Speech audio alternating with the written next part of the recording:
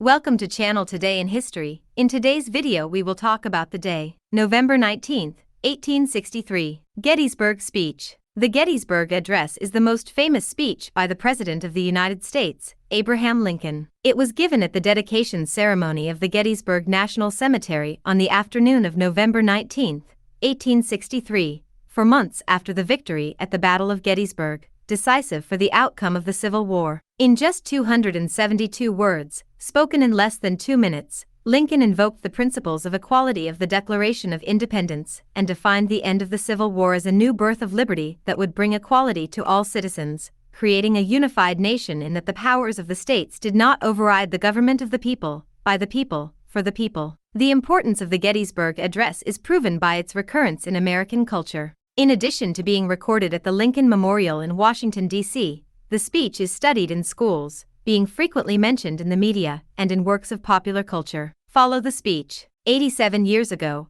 our fathers gave birth, on this continent, to a new nation, conceived in liberty and consecrated to the principle that all men are born equal. We are currently engaged in a great civil war, testing whether that nation, or any other thus conceived and consecrated, can last. Here we are on a great battlefield of this war. Here we are gathered to dedicate a part of this field to the last rest of those who, here, gave their lives so that this nation may survive. It is perfectly convenient and fair for us to do so. However, in a broader view, we cannot dedicate, we cannot consecrate, we cannot sanctify this place. The brave men, living and dead, who fought here have already consecrated it, far beyond what we could never add or diminish with our feeble powers. The world will pay very little attention, and will remember very little of what we say here, but it will never be able to forget what they did here. Rather, it is up to us, the living, to dedicate ourselves today to the work unfinished up to this point so remarkably advanced by those who fought here. Rather, it is up to us, those present, to dedicate ourselves to the important task that lies ahead,